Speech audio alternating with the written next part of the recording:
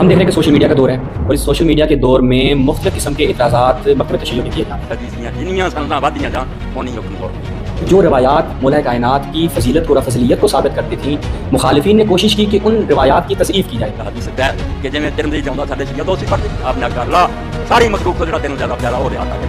ایک روایت پہ جو بہت زیادہ مشہور ہے حدیث طیر کے نام سے، اس حدیث کے بارے میں کہتے ہیں کہ یہ من گھڑت ہے۔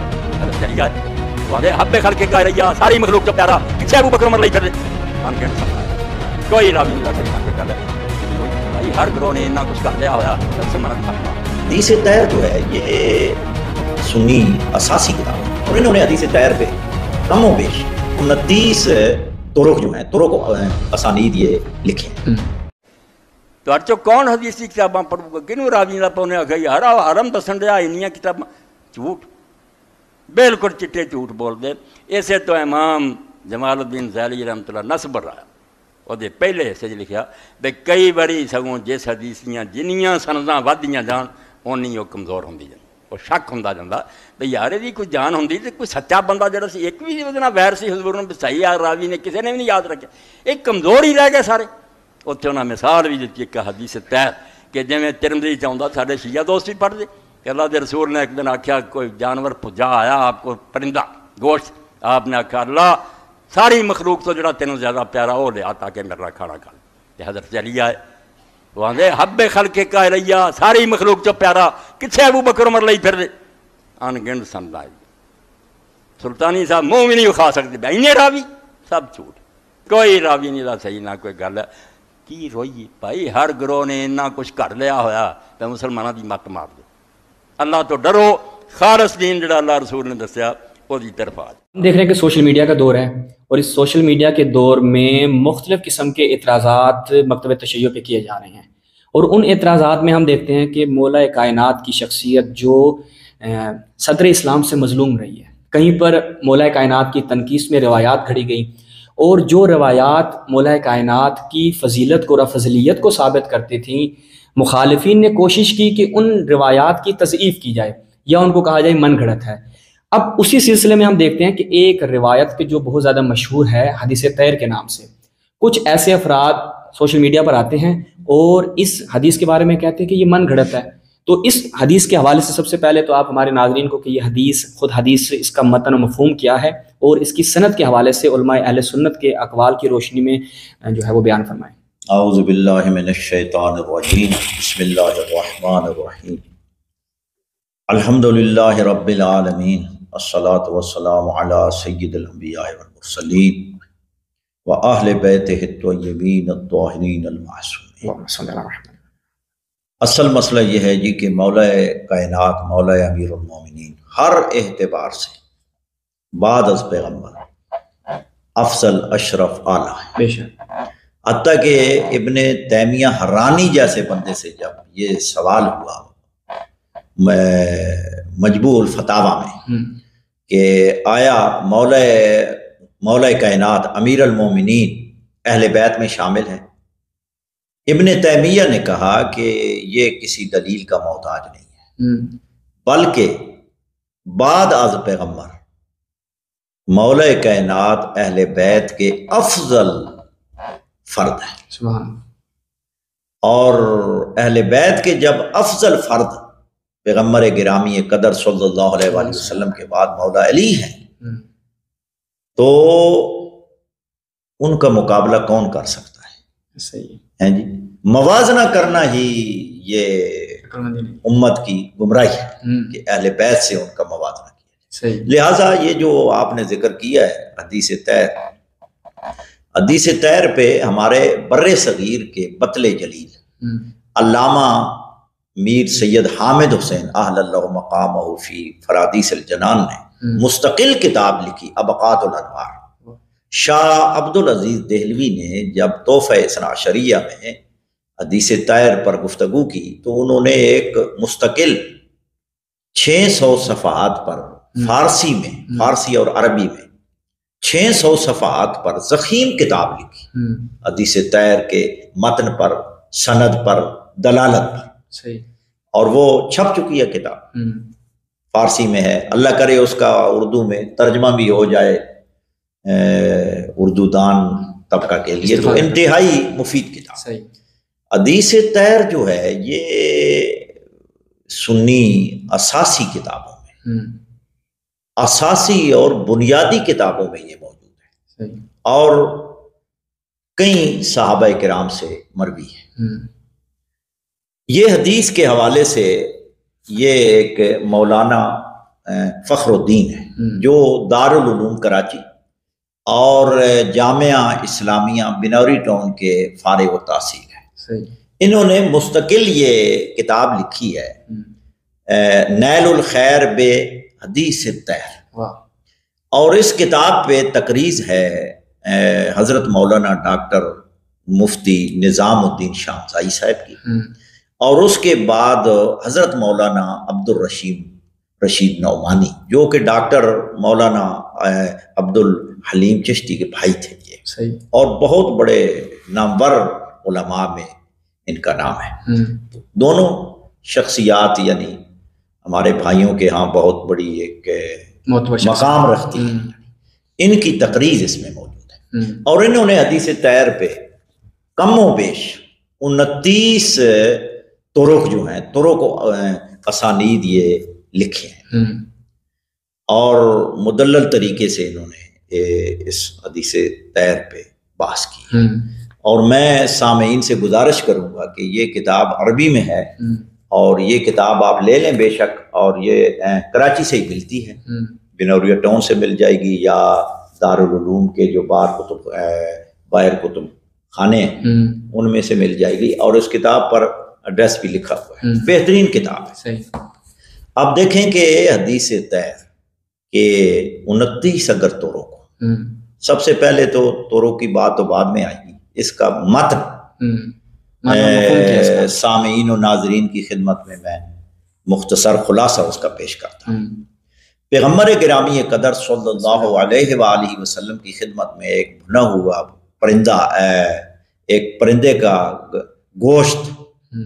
ہدیہ کسی نے پیش کیا خدمت رسالت میں، تو جب وہ بھنا ہوا پرندے کا گوشت آیا تو نبی اکرم صلی اللہ علیہ وآلہ وسلم نے دعا فرمائی، اے بار الہ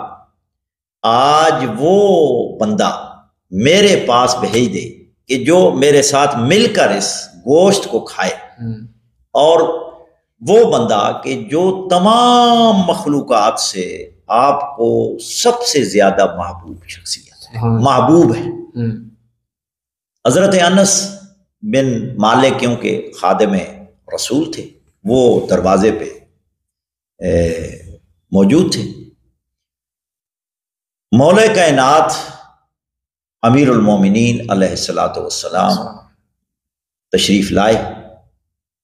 تو حضرت انس کے دل میں یہ تھا کہ کوئی میری برادری کا بندہ ہے، ہر بندہ اپنا سوچتا ہے، اور اس لیے بہرحال ان کے دل میں کیا تھا، تو کہتے ہیں جی مولا پیغمبر گرامی قدر آرام فرما رہے ہیں، مولا کائنات چلے گئے۔ یہ نہیں ہے کہ مولا کائنات کو پتہ نہیں تھا، علم نہیں تھا، وہ صرف امت کو بتانا چاہتے تھے کہ ایسے بھی افراد ہیں، یعنی مولا امیر المومنین جس طرح آپ نے کہا ہے کہ ایک مظلوم شخصیت ہے، اب بھی دنیا لگی ہوئی ہے ان کے پیچھے، اللہ اکبر، اب بھی ان کا شان گھٹانے، بہرحال چلے گئے۔ اس کے بعد مولا کائنات دوسری دفعہ آئے، پھر کہا جب تیسری دفعہ غالباً تیسری دفعہ تشریف لائے، مولا علی کو بھی علم تھا، حالانکہ اس وقت بھی مولا کائنات فرما سکتے تھے انس بن مالک یعنی خادم رسول سے، بھائی میں جانتا ہوں میں کیوں آیا ہوں اور حضور کی دعا کا اثر کیا ہے، اور میں کس لیے درگاہ رسالت میں حاضری دے رہا ہوں، سب کو جانتے تھے، لیکن امت کو بتا رہے تھے کہ یہ نہ کہنا کہ صحابہ میں سے بھی ایک جیسے ہیں، دنیا کو بتانا چاہتے تھے لیکن عقل مندوں کو۔ بہرحال مولا پیغمبر گرامی قدر سن رہے تھے، دیکھ رہے تھے، کہتے ہیں انس علی کو آنے دو، مولا کائنات تشریف لائے اور وہ بھنا ہوا جو گوشت حضور اکرم کے ساتھ کھایا. اور دوسرے طرق میں یہ بھی ہے کہ حضرت ابو بکر داخل ہونے کی کوشش کی، اندر آنے کی، حضرت انس نے روک دیا، کہا نہیں، ان کو لوٹا دیا. اور حضرت عمر بھی آئے، ان کو بھی لوٹا دیا، ان کو بھی واپس لو. حالانکہ پہلے بھی آتے ہوں گے لیکن اس میں حکمت تھی، کیونکہ پیغمبر گرامی قدر کی دعا تھی کہ اے اللہ بھیجنا تو نے ہے، اسباب تو نے مہیا کرنے ہیں، بھیجنا تو نے ہے اس شخصیت کو، لیکن بھیجنا اس کو ہے تو نے کہ جو تجھے تمام مخلوقات سے محبوب ہے، تمام مخلوقات سے زیادہ محبوب ہے، اس کو بھیجنا ہے. لہذا وہ واپس ہوتے رہے. اصل اس حدیث کا مقصد کیا ہے؟ اس حدیث پہ بعض متعصب لوگوں نے، حتیٰ کہ یہ میرے سامنے کتاب ہے سلسلۃ الاحادیث ضعیفہ والموضوعہ، ناصر الدین البانی کی. ان کا ایک سلسلۃ الاحادیث صحیحہ بھی ہے، وہ بھی ہے ہماری لائبریری میں موجود ہے، میرے پاس یہ بھی ہے. یہ اس کی جلد نمبر 14 ہے القسم الاول میں، اور صفحہ اس کا 183 پہ اسی حدیث کے تحت یہ لکھتے ہیں، اسی حدیث کے ذیل میں یہ لکھتے ہیں کہ بہت سارے ائمہ اس حدیث کا انکار کرتے ہیں. اچھا، یہ لکھتے ہیں کہ ان کے انکار کرنے کی وجوہات کیا ہے. کہتے ہیں طرق بھی ہیں، بہت سارے طرق، لیکن انکار کرتے ہیں. انکار کیوں کرتے ہیں؟ یہ کہتے ہیں کہ اس سے اظہر من الشمس جو متن سے ہوتا ہے، اصل یعنی متن ہے. ناصر الدین البانی کہتے ہیں کہ کیونکہ متن پر اگر ہم نظر کریں تو متن میں حضرت امیر المومنین علی ابن ابی طالب کی افضلیت، یعنی حضرت ابو بکر اور حضرت عمر سے افضلیت ثابت ہوتی ہے. اچھا، واہ. اس لیے ائمہ نے اس کا انکار کیا متن کا. اب دیکھیں جب اس حدیث کے اتنے طرق ہیں، حتیٰ کہ مسند احمد بن حنبل میں ہے، باقی کتابوں میں بھی ہے، مجمع الزوائد میں ہے، سنن ترمذی میں ہے، اور زبیر الزئی میرے دوست تھے، انہوں نے اس کی جو ترمذی کی وہ تحقیق و تخریج کی، اس میں انہوں نے نیچے لکھا ہے حسن، یعنی یہ حدیث طاہر حسن درجے کی ہے. اور پھر اصول حدیث کا قاعدہ ہے محدثین کے سنی شیعہ محدثین کے کہ تعدد طرق، اگر کوئی حدیث ضعیف ہو، کمزور ہو، لیکن اس کے طرق و اسانید اتنے زیادہ ہیں تو وہ حسن درجے تک پہنچ جاتی ہے، حسن درجے تک پہنچ جاتی ہے. اب دیکھیں کہ سند کے اعتبار سے بھی اس حدیث پر کوئی تنقید نہیں کی جا سکتی، جرح نہیں کی جا سکتی، کیونکہ سنی شیعہ محدثین نے سب نے تقریباً لکھا ہے سوائے ایک حافظ زیلئی.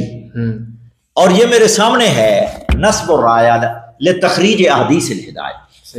یہ پہلی جلد ہے اور صفحہ نمبر 359 اور 60 پہ انہوں نے لکھا، تقریباً 359 اور 60. یہ میرے پاس طبع اول ہے مصر، 1938 میں یہ نسخہ چھپا ہے، پہلی جلد ہے. العلامہ جمال الدین ابی محمد عبداللہ بن یوسف الحنفی الزیلی، جن کا انتقال 762 ہجری میں. اچھا، یہ اس میں لکھتے ہیں، ناظرین کے لیے ذرا میں پورا وہ متن آپ کے سامنے کرتا ہوں. یہ آپ دیکھیں 359، وَكَمْ مِنْ حَدِيثٍ قَصُرَتْ رُوَاتُهُ، بہت ساری ایسی احادیث ہیں کہ جن کے روات یعنی کیا نام ہے، روات کی کثرت، یعنی کتنی احادیث ہیں کہ جن کے راوی بہت زیادہ ہے. وَتَعَدَّدَتْ طُرُقُهُ، لیکن اس کے طرق بھی یعنی تعدد ہیں. بہت سارے طرق ہیں، وہ حدیث ضعیف، لیکن وہ ہیں ضعیف۔ کا مثال کیا دیتے ہیں؟ کا حدیث تیر، جیسے کہ حدیث تیر، یعنی حافظ ذیلی تسلیم کر رہے ہیں یہ کہ حدیث تیر کے طرق متعدد ہیں، بہت زیادہ ہیں، یہ تسلیم کر رہے ہیں، گویا کہ یہ کہہ رہے ہیں جی کہ تعدد طرق سے بھی حدیث جو ہے وہ ضعیف ہو جاتی ہے، لیکن یہ اجماع کے خلاف ہے۔ سنی شیعہ فن حدیث، اصول حدیث کے آشنا، یعنی ان پر مہارت رکھنے والے، ان کے ہاں یہ قاعدہ ہے کہ تعدد طرق سے حدیث حسن ہو جاتی ہے، سب نے لکھا، کیونکہ حافظ ذیلی فن اصول حدیث میں یعنی اتنی وہ ممارست نہیں رکھتے، اتنی وہ مہارت نہیں رکھتے اتنے یعنی کثیر محدثین کہہ رہے ہیں۔ حتیٰ کہ محمد بن اسماعیل الامیر کہلانی صاحب سبل السلام، انہوں نے بھی وہاں لکھا ہے کہ تعدد طرق سے حدیث صحیح ہو جاتی ہے، سبل السلام میں لکھا ہے، اور وہ پڑھ لیں، میرے پاس تو وہ سارے حوالے جات لگے ہوئے ہیں میری لائبریری۔ اور اس کے بعد ابقار المنن مولانا عبد الرحمن مبارک پوری، انہوں نے بھی اس میں لکھا ہے تعدد طرق جو ہے بالکل حسن۔ سنیں انہوں نے حدیث غدیر کو بھی ضعیف کہا ہے؟ ہاں وہ بھی، اب دیکھیں نا ساتھ وہی میں بات کرنے والا تھا، یعنی ان کے اس کلام سے ثابت ہوتا ہے کہ حدیث تیر کے طرق ہیں متعدد، جب متعدد طرق ہیں تو وہ تو کم از کم یعنی حسن درجے کی تو بن جاتی ہے، اس لیے حافظ عبید علی زئی صاحب نے اس کو حسن درجے کی حدیث کہا۔ اور حافظ ذیلی ایک واحد بندے ہیں، اس سے خیر پہلے بھی گزرے ہیں، ابن حزم اندلسی ہیں، اس پر بھی جرح ہے شدید، اور وہ اس نے تو خیر کسی کو نہیں چھوڑا، معاف نہیں کیا۔ اور اس کے بعد ابن تیمیہ حرانی جو ہیں وہ بھی منہاج السنہ میں۔ اب دیکھیں کہ حدیث غدیر اتنی متواتر ہے کہ ابن تیمیہ کے تمام شاگردوں نے متواتر کہا ہے اس کو، علامہ ذہبی جیسا بندہ کہ جس کے بارے میں وہ جو ہے مقاصد حسنہ کی جو حاشیہ لکھا ہے، اور اس کے بعد تنزیہ الشریعت المرفوعہ عن الاحادیث الموضوعہ، ابن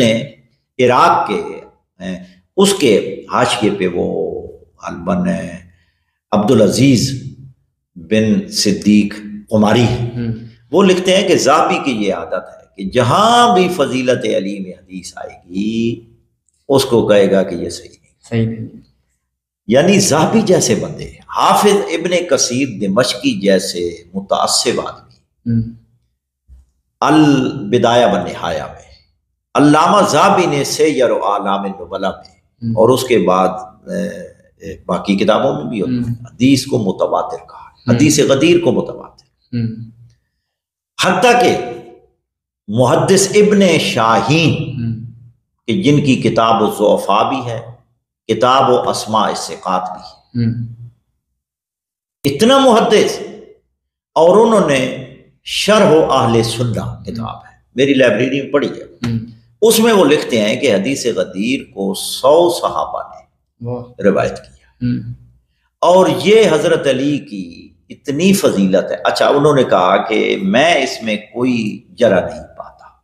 حدیث غدیر میں 100 صحابہ کرام نے اس کو روایت کیا ہے، ناقل ہے، اور اس میں کوئی یعنی علت قادحہ اور کوئی جرح نہیں پاتا۔ کہتے ہیں کہ یہ حضرت علی کی ایک خاص فضیلت ہے، لم یشرک فیہا احد، کہ اس میں کوئی انسان یعنی بعد از پیغمبر صحابہ میں سے کوئی بھی حضرت علی کے یعنی اس فضیلت میں شریک نہیں۔ انہوں نے بھی کہا ہے، اتنا بڑا محدث، لیکن حافظ ذیلی اسی کے آگے لکھتے ہیں کہ انہی ضعیف حدیث میں سے من کنت مولا فعلی مولا، حدیث غدیر کو حدیث غدیر یعنی متواتر۔ تو اب حافظ ذیلی جیسے ان لوگوں پر کیسے اعتماد کیا جا سکتا ہے؟ صرف تعصب، میں تو یہ سمجھتا ہوں کہ اتنا تعصب ہے ان لوگوں کے اندر کے حیثیت۔ اور مجمع الزوائد میں علامہ हैसमी ने लिखा है रवाह अहमद इसनादुहु जय्यदुन, इसनादुहु जय्यदुन, मजमू ज़वाइद में लिखा। उसके बाद अल्लामा ज़ाबी ने भी कहा है कि हसन दर्जे की। लुत्फ की बात यह है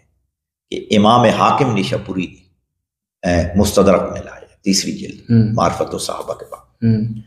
और उसमें लिखते हैं कि इसमें एक रावी है, उसको मैं नहीं जानता, लेकिन वो उसी रावी का जब तज़किरा मीज़ानुल एतदाल में करते हैं शमसुद्दीन ज़ाबी, तो कहते हैं कि वाकई मुझे पहले इस शख्सियत को मैं नहीं जानता था, लेकिन जब मैंने तहकीक की, तफाहुस किया, यानी ततब्बो किया, तो ये तो सदूक है। गोया कि उनकी भी तौसीक हो गई और उन्होंने उस रावी की तौसीक कर दी। अब देखें कि हदीस बिल्कुल ठीक है, लेकिन इनकार क्यों करते हैं इसका? सिर्फ इसलिए कि हुजूर ने फरमाया कि जो सबसे महबूब और जो अल्लाह का महबूब हो सब मखलूक से ज्यादा, और इसी तरह आप वो हदीस खैबर देख लें, खैबर में भी इसी से मिलते जुलते अल्फाज।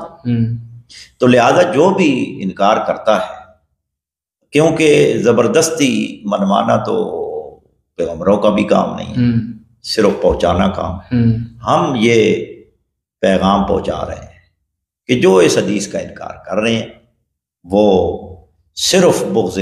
मौला कायनात की नहीं, ये अल-बिदाया व निहाया की वो अल्फाज के इस हदीस तैर के बारे में जो अब देखें इब्ने कसीर, वो आपने याद दिलाया, उन्होंने कहा कि मेरे दिल में इस हदीस की सेहत के दिल में, यानी कल्बी कैफियत, खुद वो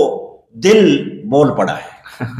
है जी, जो दिलों में ही मर्ज होती है ना, ज़ैग जो है वो दिलों में होता है। कहते हैं कि इसकी सेहत में यानी नजर है। क्यों है, क्यों है, यानी आगे फिर इतराफ करता है, व इन का सुरत तुरुको, अगरचे इसके यानी तुरुक जो है वो ज्यादा। अब देखें कि हाफिज इब्ने कसीर भी इकरार कर रहा है कि तुरुक इसके ज्यादा, हाफिज ज़ैली भी एतराफ कर रहा है कि हदीस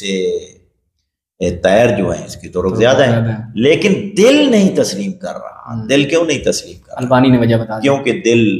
मरीज है। और अल्बानी ने वजह बता दी कि अफजलियत साबित होती है। अल्बानी ने वो पूरा इनका खुलासा बयान कर दिया, बस असल राज खोल दिया, असल मतमे नजर ये है और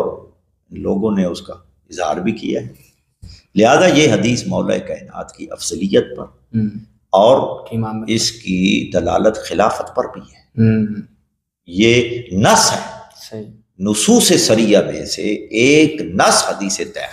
है, इसलिए नहीं मौला अमीर मोमिनीन ने बोला, वरना गोश्त तो बहुत सारे सहाबा और भी थे, उनको भी खिला देते, पहले भी तो खाते रहते थे ना, हुजूर के लंगर से खाते थे सारे, ऐसा ही है। लेकिन ये कोई खास चीज थी और फिर अल्लाह से दुआ मांगी, हालांकि किसी साहबी से कह देते कि जाओ जी अली को बुला लो, फलां साहबी को बुला लो, ये चीज है, हुक्म फरमा देते, लेकिन नहीं, क्योंकि अल्लाह ने भेजना था कि अल्लाह के यहाँ कौन महबूब है। सही। और ये जितने सहाबा इस हदीस के रावी हैं उनको बतलाना मकसूद था कि मेरा ये पैगाम, जो आपको तो पता है, मेरा ये पैगाम आगे तक पहुंचाओ कि अली को फजीलत मैंने नहीं दी, अली को तमाम कायनात से महबूब तरीन जो अल्लाह के यहाँ है वो मैंने नहीं कहा, खुद अल्लाह यानी अली को भेजेगा,